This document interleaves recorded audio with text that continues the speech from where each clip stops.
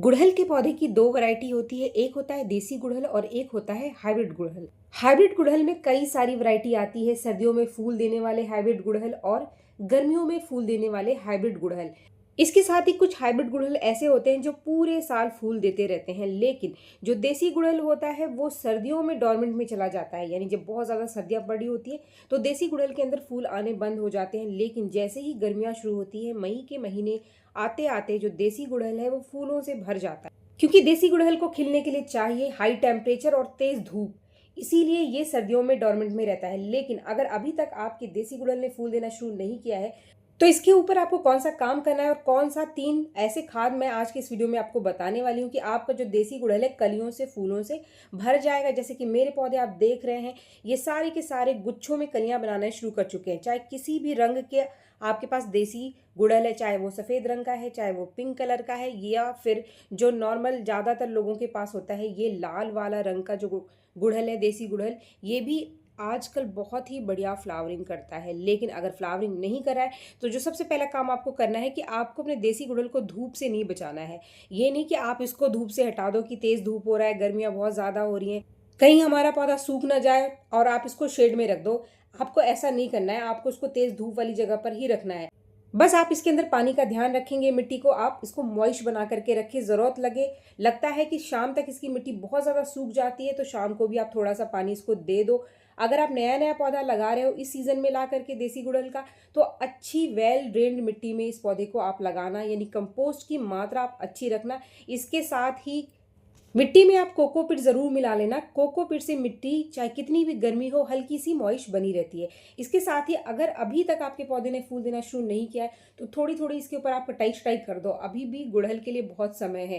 ये पूरी बारिश बहुत ही बढ़िया फ्लावरिंग करता है तो नई ग्रोथ निकालेगा और ज़्यादा घना हो जाएगा।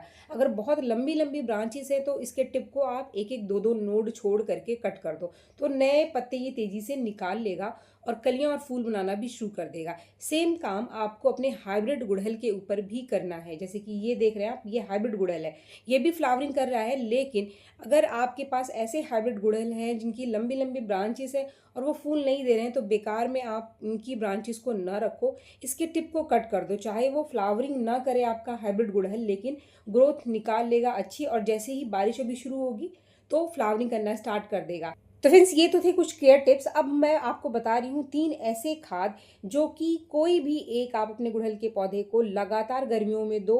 आपका जो गुड़हल है वो गुच्छों में फूल देगा, कलियां बनाना शुरू कर देगा। यहाँ पर जो सबसे पहली चीज़ है ये बहुत ही आसानी से आपको आपके घर के किचन में ही मिल जाएगी। ये जो चीज़ आप देख रहे हैं ये है सूखे आलू के छिलके। जब आप आलू की सब्जी बनाते हैं उनके छिलकों को निकालते हैं तो उसको आप फेंको मत। आजकल तो गर्मी बहुत ज़्यादा है, इसको आप धूप में रख दो और धूप में रखकर इसको सुखा लो अच्छे से। जैसे कि मैंने सुखा लिया है। सुखाकर इस्तेमाल करने से मिट्टी के अंदर किसी भी तरीके का कोई चींटी या फिर फंगस वगैरह नहीं लगता है।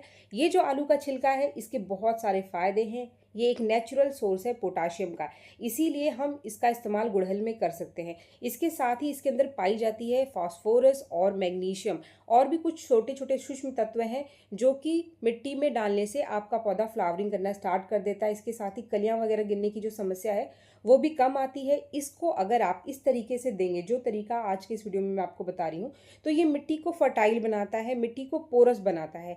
आपको क्या करना है कि छिलकों को पहले अच्छे से सुखा लेना है। इतना सुखाना है कि जब आप हाथ से तोड़ो तो ये टूटने लग जाए। अब देने का तरीका आप देख लीजिए कि आपको इसको देना कैसे है। आप बिल्कुल पूरी मिट्टी में इसको नहीं बिखराना है। अगर आप पाउडर बना करके देते हैं तो आप मिट्टी में बिखरा कर डाल सकते हैं, लेकिन मैं इन छिलकों को बिना पीसे ही डाल रही हूँ तो इसके लिए जड़ों से थोड़ी सी दूरी बना करके आप एक हल्का सा मिट्टी में गड्ढा सा बना लो और एक साइड ये थोड़े से छिलके 2-3 मुट्ठी मैंने लिया है, इसको डाल करके मिट्टी से ढक दो। आप अच्छे से दबा दो। धीरे धीरे इसका जो रिजल्ट है ये आपके पौधे के ऊपर आपको दिखाई देगा। ये बहुत ही आसानी से डिकम्पोज हो जाता है, बहुत ज़्यादा टाइम नहीं लेता है। इसके साथ ही मिट्टी को फर्टाइल भी बनाता है, मिट्टी को पोरस बनाता है। तो जैसे ही इसका रिजल्ट आपके पौधे के ऊपर मिलना शुरू होगा, आपका जो पौधा है वो तेज़ी से कलियां बनाना शुरू कर देगा।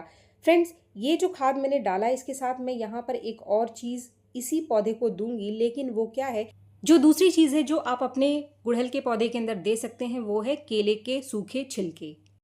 केले के छिलकों को पहले आप सुखा लो और उसके कुछ इस तरीके से आप टुकड़े कर लो। ये जो तरीका है इसको भी आप पूरी गर्मी अपने गुड़हल के ऊपर कर सकते हो। जो केले का छिलका है ये सबसे बढ़िया सोर्स होता है पोटाशियम का, इसलिए गुड़हल के लिए बेस्ट होममेड फर्टिलाइजर है। इसको भी देने का तरीका बिल्कुल वैसा ही है जैसा कि मैंने आपको आलू के छिलकों का बताया। पहले आप मिट्टी की अच्छे से गुड़ाई कर लो। गुड़ाई करने के बाद साइड में एक गड्ढा सा आप कुछ इस तरीके से बना लो और एक साइड 3-4 सूखे केले के छिलकों को आप दबा दो। केले के छिलकों को सुखाना आप बिल्कुल भी ना भूलना। बिना सुखाए कच्चे केले छिलकों को आप मत देना, उससे क्या होगा, चींटियाँ या फिर फंगस लगने के चांस बढ़ जाते हैं। लेकिन जब आप इस तरीके से देते हो अच्छे से सुखा करके, तो इससे कोई भी चींटी नहीं लगती, कोई भी फंगस आपके पौधे में नहीं लगता है। और पूरी में आपको पॉट में बिखराना नहीं है, आपको सिर्फ साइड में एक गड्ढा सा बना करके देना है और मिट्टी से अच्छे से ढक देना है। ज़रूरत पड़ने पर थोड़ी सी ऊपर से और मिट्टी डाल करके आप इसको ढक दें। यानी जो देने का तरीका है बिल्कुल आप सही फॉलो करना, आप इसी तरीके से आपको देना है। गलत तरीके से आपको नहीं देना है कि आप सोचो कि कच्चे केले के छिलकों को आप डाल दो तो फिर आप कच्चे केलों के छिलकों का लिक्विड फर्टिलाइजर बना करके दे सकते हो। सूखे केले के छिलकों का भी लिक्विड फर्टिलाइजर बना करके दे सकते हो, लेकिन कच्चे केले को आपको मिट्टी में नहीं दबाना है। ये जो प्रोसेस है इसको आप 20 से 25 दिन के ऊपर एक बार कर सकते हैं। फ्रेंड्स, यहाँ पर इस पौधे को एक और खाद मैं दूंगी जिसके अंदर मैंने केले के छिलके डाले हैं, लेकिन इससे पहले जो तीसरा खाद है जो कि इस समय गर्मियों में आप अपने गुड़हल में दे करके गुड़हल की फर्टिलिटी को बढ़ा सकते हैं, मिट्टी को एसिडिक बना सकते हैं। नेचुरल तरीके से नाइट्रोजन आप अपने गुड़हल को दे देंगे, आपकी मिट्टी फर्टाइल रहेगी तो आपका पौधा कलियां भी बनाएगा, ना तो मिट्टी सूखेगी और पूरी गर्मी जो गुड़हल है वो फूल देता रहेगा। ये जो चीज़ है ये है सूखी चाय की पत्ती, जो कि मैंने अंदाजे से ही डाल दिया है। अगर आप नाप कर देना चाहे तो आप अपने पौधे को कम से कम 5 चम्मच 15 दिन के अंतर पर ज़रूर दे देंगे। इससे पहले के जो 2 खाद मैंने आपको बताए उसको आप 20 से 25 दिन के गैप पर देना, क्योंकि उसको डिकम्पोज होने में थोड़ा टाइम लगेगा। लेकिन जैसे ही वो डिकम्पोज होना शुरू होगा 10-15 दिन के अंतर पर ही आपको रिजल्ट आपके पौधे के अंदर दिखना शुरू हो जाएगा।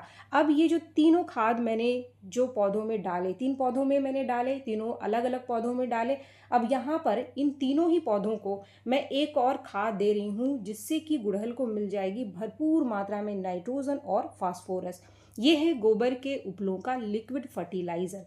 मान लीजिए कि आपके पास गोबर के उपले नहीं है तो आप वर्मी कंपोस्ट को सीधा डाल दो मिट्टी में थोड़ा सा इन तीनों ही खाद के साथ, या फिर पानी में भिगो करके वर्मी कंपोस्ट का एक लिक्विड फर्टिलाइजर बना लो। गोबर की आपके पास अच्छे से डिकम्पोज खाद है तो उसका आप लिक्विड फर्टिलाइजर बना लो। और जो 3 चीज़ें मैंने आपको बताई, चाय की पत्ती, केले के छिलके और आलू के छिलके, उनके साथ इस खाद को भी आपको देना है। गोबर के उपलों की खाद अगर आप देते हैं तो आपको अच्छे से डाइल्यूट करके देना है, यानी थोड़ी सी जो लिक्विड है इसको आप ज़्यादा पानी में मिला करके ही अपने पौधे को देना। इसका जो खाद है वो बनाना बहुत ही आसान होता है। गोबर के उपलों को बस आप 1-2 दिन के लिए छोटे छोटे उसके टुकड़े कर करके पानी में भिगो करके रख दो और अगले दिन ये लिक्विड तैयार है। पूरी गर्मी आप इसका इस्तेमाल कर सकते हैं, लेकिन इसको आप ज़्यादा पानी में पहले मिला करके ही अपने पौधे को देना। अब मान लीजिए कि आपके पास ना तो वर्मी कंपोस्ट है, ना तो आपके पास गोबर की खाद है और ना ही आपके पास गोबर के उपले हैं, तो ऐसी कंडीशन में आप कौन सी चीज़ का इस्तेमाल कर सकते हैं? ऐसे में ये जो तीनों खाद मैंने डाले इसके साथ आप कॉफ़ी पाउडर का इस्तेमाल कर सकते हैं। आप कॉफ़ी पाउडर के एक पैकेट को लगभग 2-3 लीटर पानी में घोल करके इन सभी पौधों में जिनमें आपने ये छिलके डाले हैं छिलकों के साथ दे सकते हैं। कॉफ़ी पाउडर का जो छोटा पैकेट आता है 2 रुपये का सैशे आता है उसका इस्तेमाल करना है आपको। पैकेट का मतलब ये नहीं कि कोई भी बड़ा पैकेट आप डाल दो, एक जो 2 रुपये का पैकेट आता है छोटा वाला उसी पैकेट का इस्तेमाल आपको यहाँ पर करना है। तो उम्मीद है ये वीडियो आपको पसंद आया होगा। वीडियो अगर आपको पसंद आया तो एक लाइक ज़रूर करें और मेरे चैनल को आपने अभी तक सब्सक्राइब नहीं किया है तो मेरे चैनल को सब्सक्राइब भी ज़रूर कर लें। मिलते हैं मेरे नेक्स्ट वीडियो में, तब तक के लिए थैंक यू।